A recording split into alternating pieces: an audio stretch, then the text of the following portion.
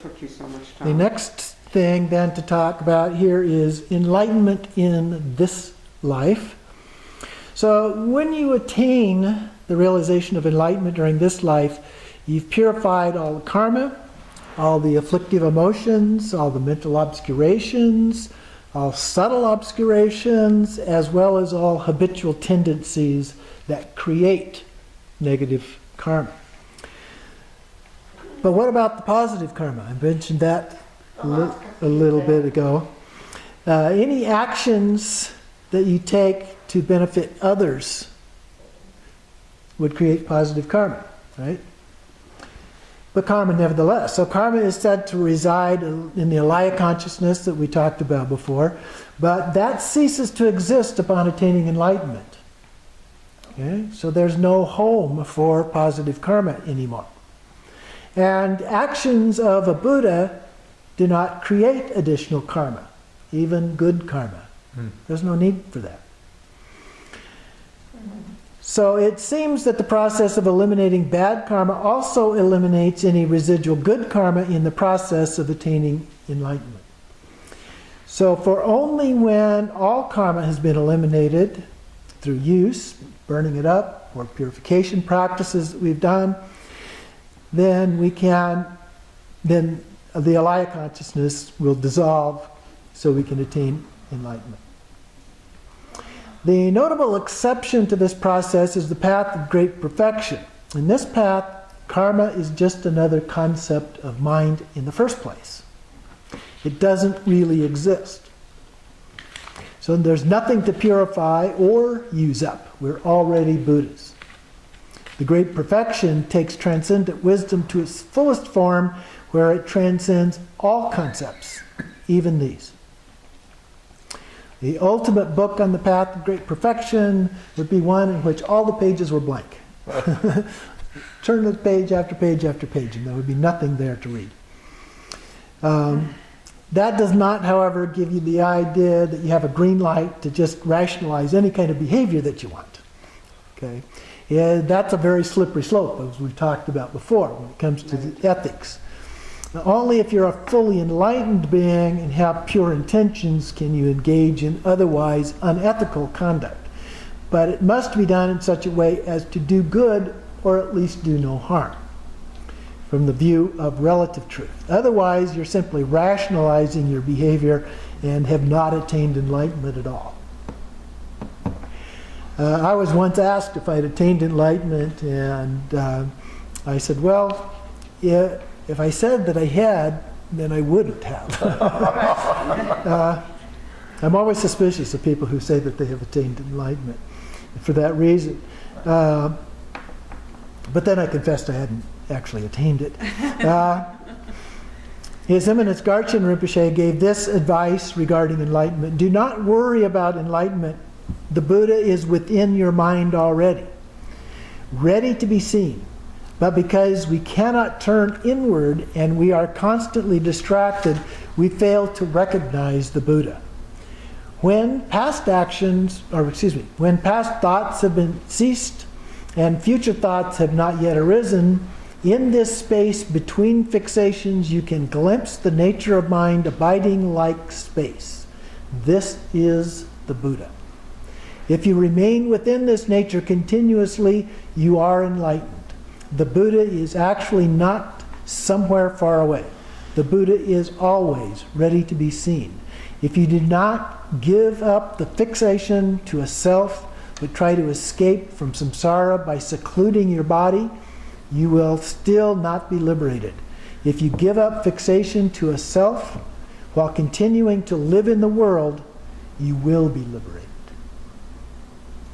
Nice statement. Mm-hmm.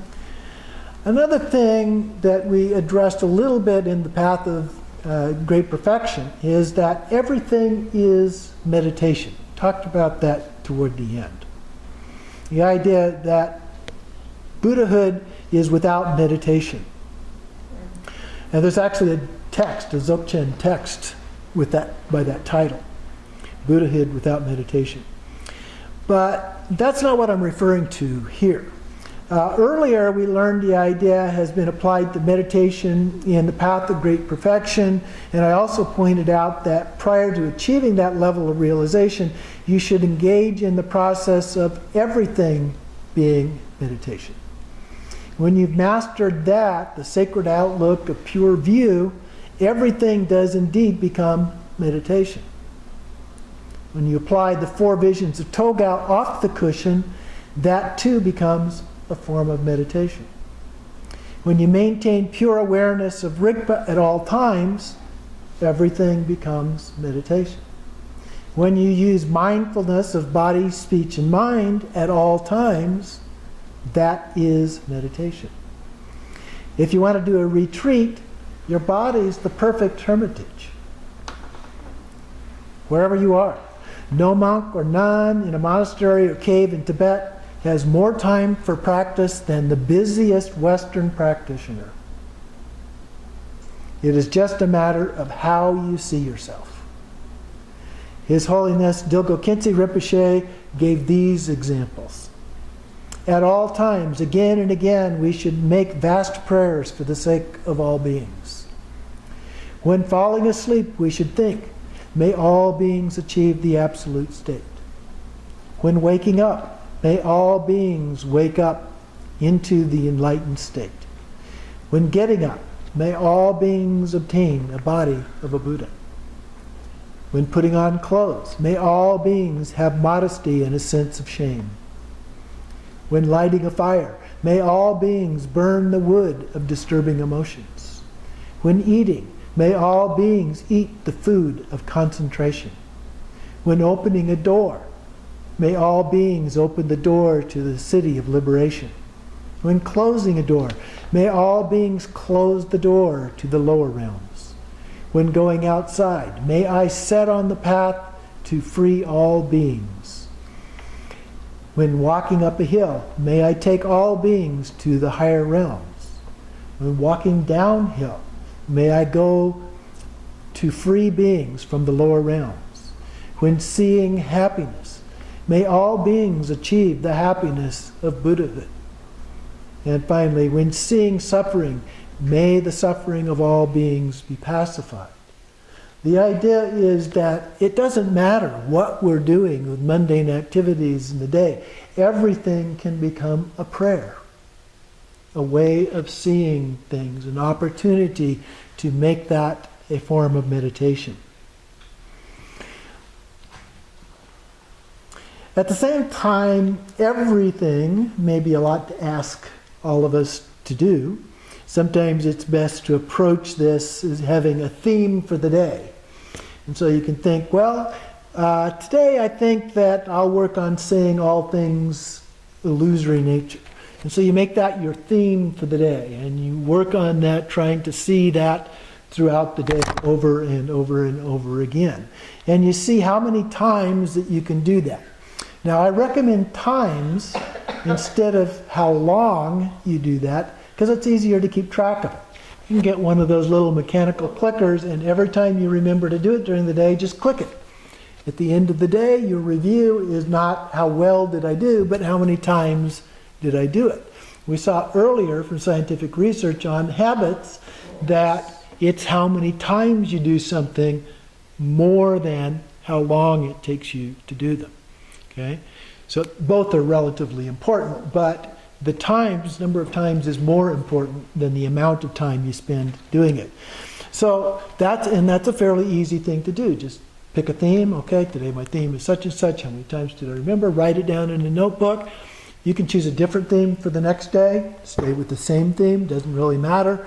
But at the end of the day, write down what it was, how many times that you did it as a part of that. So each journey begins with a single step, or maybe a click. Here's a passage from Teasdale's book, The Mystic Heart. More broad, this isn't about Buddhism per se, but mystics. Their consciousness is greatly enhanced and deepened. They acquire a transcendental, subtle awareness. Their character becomes saintly. Their will is fixed on love and compassion, mercy and kindness. They are exquisitely sensitive beings gentle and patient. They move beyond emotional swings. They are not victims of their feelings, nor ruled by their desires. They are free and so are capable of giving to others and their communities. Their actions are consistently animated by compassion and love. I think that's a very representative statement of what we're talking about here. So out of this compassion and love, Buddhas spontaneously emerge in these activities for the benefit and happiness of all sentient beings at all times and all places. They also include other activities, things like the pacifying, enriching, magnetizing, and subduing that we've mentioned before. Now I want to talk a little bit about compassion and emptiness again, because we talked about the idea of compassion, emptiness together, and great compassion and so forth, that are characteristic of being a Buddha. So let's return to the heart of Buddhism, bodhicitta. Again, bodhicitta consists of the relative and the ultimate. When you attain enlightenment, there is one other major shift that occurs in your worldview than the ones that we've been describing previously. You may already have a semblant view through other practices, but you definitely have it when you attain enlightenment. Becoming a Buddha, that is great compassion that arises for the suffering of all sentient beings across all time and space. It is joined in the ultimate union with emptiness as compassion-emptiness. The Dzogchen Pendle Rinpoche says, if you had never experienced love and all you knew about it was a dictionary definition, then you'd certainly be missing the fullness of that experience. It's the same with emptiness. In fact, emptiness and love are related. When you unite the two, you have an experience that is beyond either one. So great compassion is the nature of pure love. They're like two sides of the same hand. Compassion is the wish that all sentient beings not have suffering and its causes. Loving kindness is the wish that they have happiness and its causes. We don't want them to have the bad, we do want them to have the good. They are usually referred to as great compassion. This isn't like agape in the New Testament, when we talk about the form of agape love, or chesed in the Jewish Bible, nor the ordinary loving kindness and compassion of Buddhism. Wonderful as those are like a soft glow of a candle. Whereas great compassion and its companion pure love are more like the sparkling of stars in the middle of the night at high elevation, away from city lights and dark of night. It's like a transcendent wisdom. There are no words that can even begin to describe it. Compared to that warm, fuzzy feeling one might call conventional love, it is a very light, airy quality about it, the lightness of being. And everything is that way. But more importantly, it seems accessible only through the state of pure awareness. And perhaps we can get a taste of it even before we achieve complete enlightenment. Imagine a portal, almost like a wormhole in science fiction, a wormhole of consciousness. So it's not always there, but when it's accessible, we come out on the other end into this state of pure love. And there's only pure love. Everything is pure love. It's quite an amazing experience, unlike anything else. When you come back through the wormhole, if you will, the sensation lingers, and the ordinary perceptions no longer seem the same at all. Even if you fall into moments of ordinary perception for a while, this awareness of pure love keeps inserting itself into your perception. Pure love is all-pervasive, none other than oneness itself, bonding us together as softly as the force of gravity, which is imperceptible between any two people.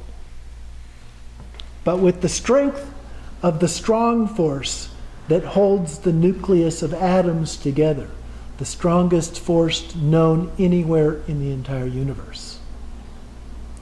It is strong and imperceptible to all but those few who awaken to the union, to love, to oneness.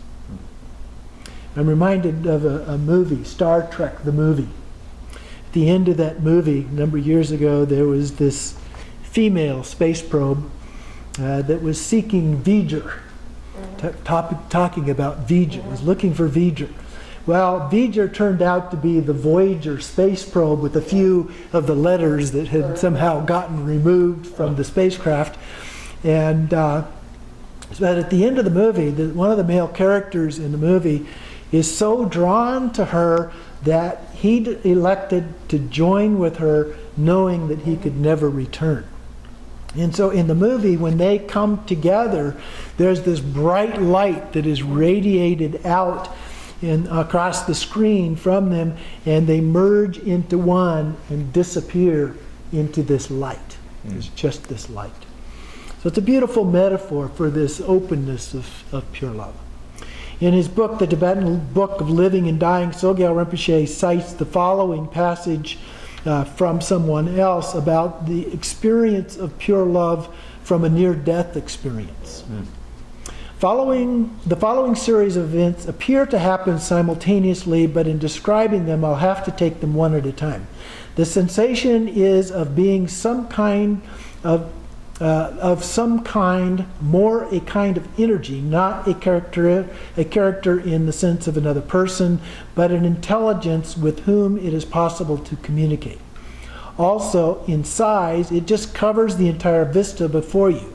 It totally engulfs everything. You feel enveloped.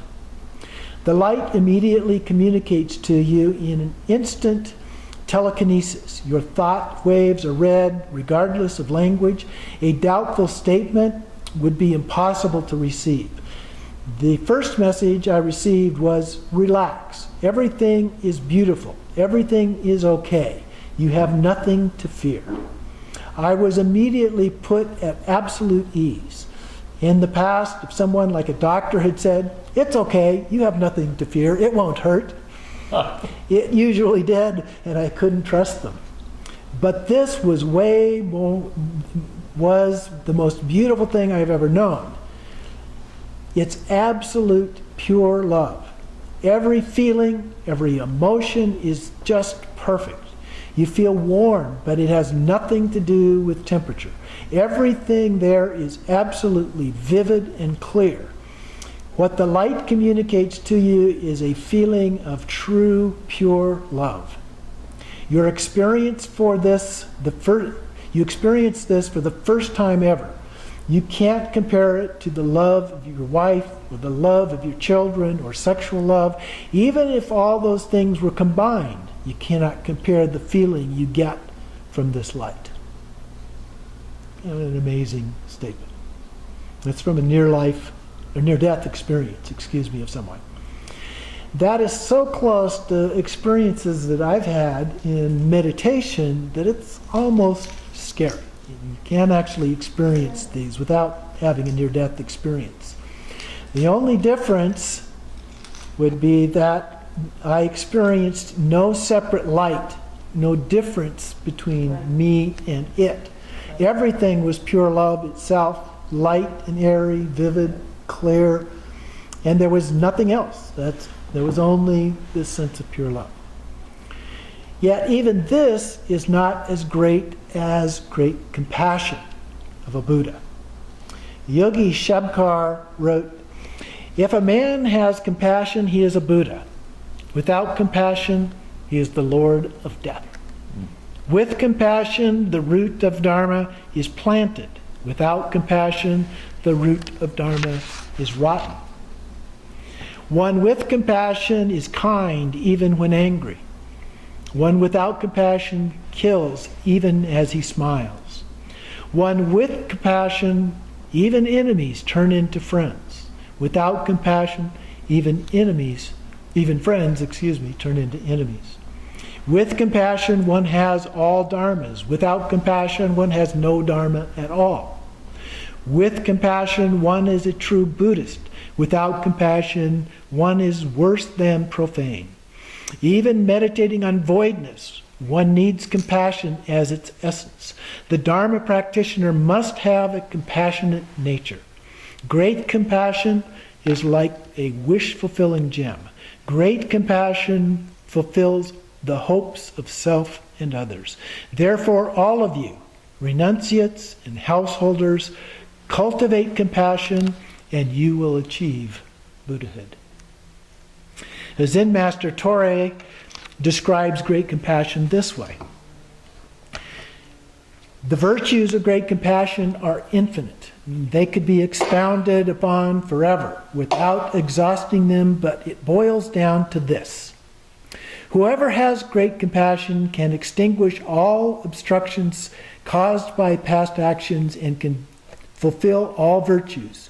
No principle cannot be understood, no path cannot be practiced, no knowledge cannot be attained, no virtue not developed.